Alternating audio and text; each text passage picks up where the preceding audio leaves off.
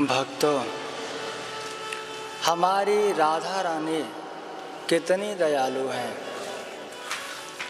ये शायद किसी को भी बताने की आवश्यकता नहीं है, परंतु फिर भी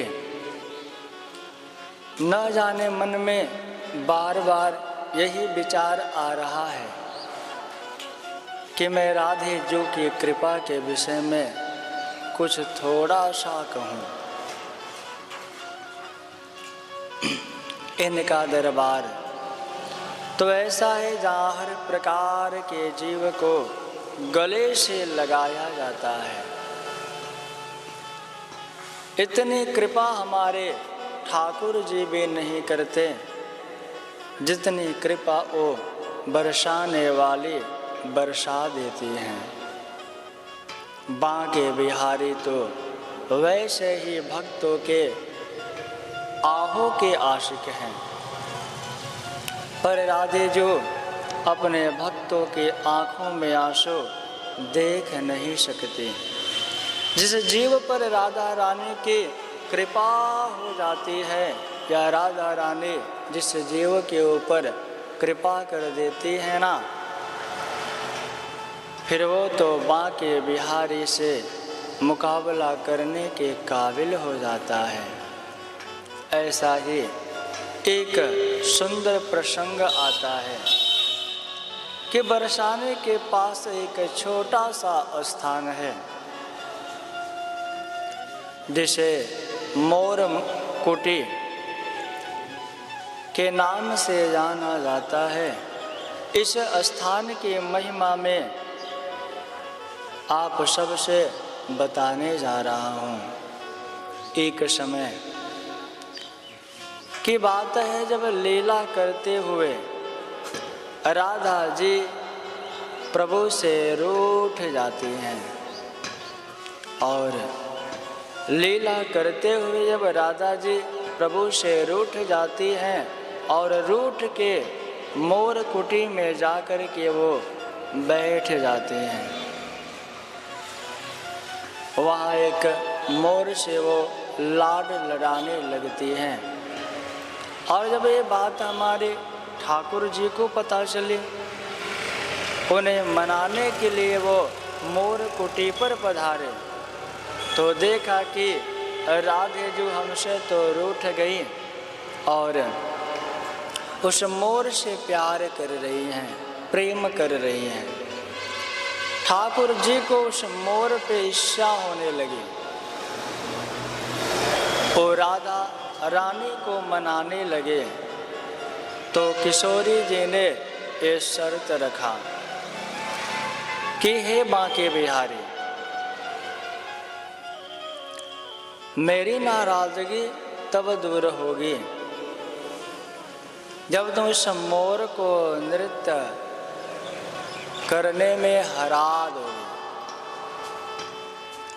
राधा रानी कहती हैं कि मेरी नाराजगी तब दूर होगी जब तुम इस मोर को नृत्य करने में हरा दोगे।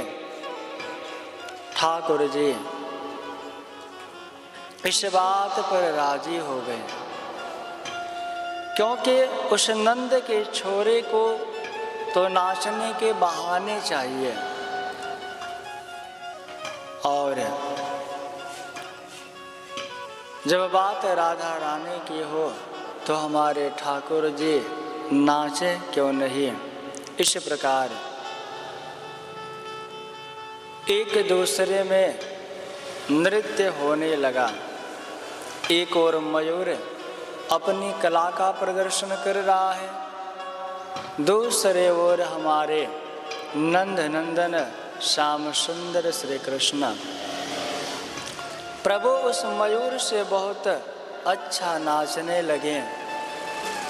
पर फिर किशोरी जी को लगा कि यदि बांके बिहारी जीत गए तो बरसाने के मोर किसी को मुंह नहीं दिखा पाएंगे। राधे रानी को ये लगा कि यदि श्याम सुंदर श्री कृष्ण मोर से जीत जाएंगे ना, तो ये जो बरसाने का मोर है और अन्य मोर किसी को मोह नहीं दिखा पाएंगे। स्वयं राधा रानी के गांव के मोर होने के कारण अब राधा रानी विचार करती हैं कि एक ग्वाले से हार जाएगा, और विचार करते हुए अपनी करुणामय दृष्टि से, कृपामय दृष्टि से राधा रानी उस मोर के ऊपर कृपा बरसा देती हैं। और इस प्रकार जब राधा रानी अपनी कृपा दृष्टि उस मोर के ऊपर बरसा देती है ना, फिर तो मोर ऐसा नाचता है कि उससे ठाकुर जी भी थक जाते हैं। इस प्रकार हमारी राधा रानी सच ही है, जिस पे उनकी कृपा हो जाती है ना, जिस पे वो अपनी कृपा दृष्टि को डाल देती है, वो तो प्रभु को भी हरा सकता है। जिसने राधा रानी के प्यार को जीत लिया, समझो उसने श्री कृष्ण को भी जीत लिया, क्योंकि ठाकुर जी तो हमारे किशोरी जी के चरणों के सेवक हैं। हम यदि अपनी जिया से राधा नाम गाते हैं ना, तो उसमें हमारा कोई पुरुषार्थ नहीं है, वो तो उनकी कृपा ही है जो हमारे मुख पर उनका नाम आया।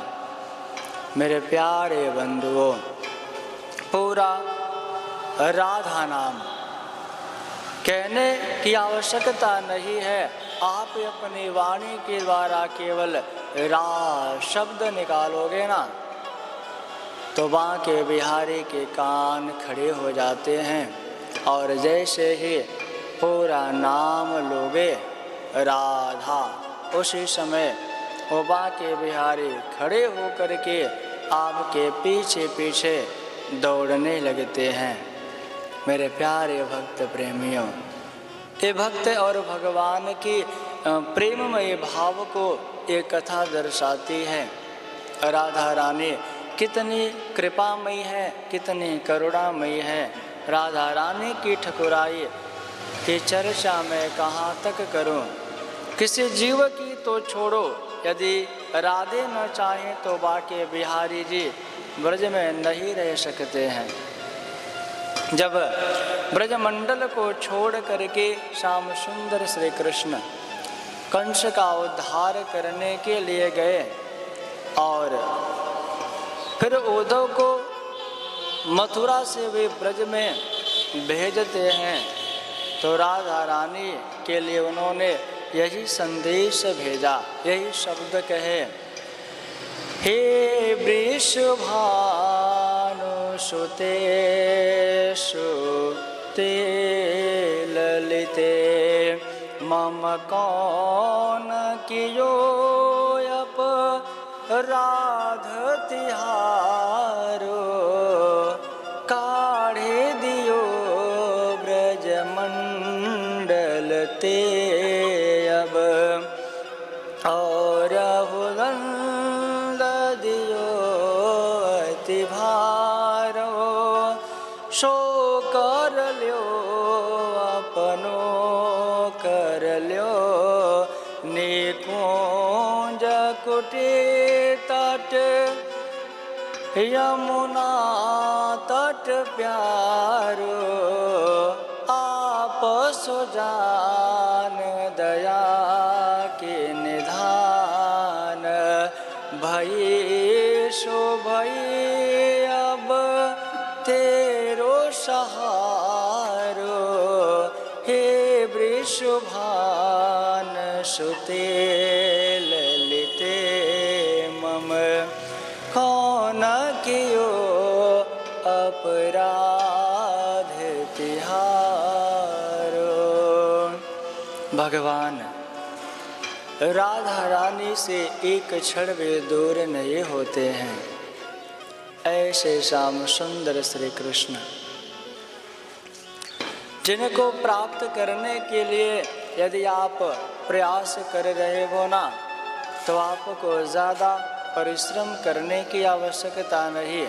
भगवान प्रेम के वशीभूत हैं और अपने जीहा के द्वारा यदि आपने राधा नाम का गुणगान कर लिया, राधा नाम का चिंतन कर लिया, तो यदि बांके बिहारी आपके ऊपर प्रसन्न नहीं भी होंगे तो भी प्रसन्न होकर के आपको दर्शन देने के लिए राधा रानी उन्हें अवश्य लेकर के आएंगे, क्योंकि ठाकुर जी की ठकुराइन हमारी राधा रानी है। मोर के पास वो ताकत नहीं थी कि वो श्याम सुंदर श्री कृष्ण से नाच में जीत सके, परंतु ऐसे श्याम सुंदर श्री कृष्ण जो राधा जी के वशीभूत हैं, उनके प्रेम के वशीभूत हैं, ऐसे श्याम सुंदर श्री कृष्ण उस मोर से नृत्य करते हुए थक जाते हैं। ऐसे ही भक्त और भगवान की जब जंग होती है ना, और भक्त वत्सल भगवान को करुणा से पुकारता है, आँख से अश्रुधारा बहाता है, तो भक्त वत्सल भगवान अपने भक्त की करुणामयी पुकार को सुन करके अवश्य ही उसे दर्शन देते हैं और इस संसार सागर से पार कर देते हैं।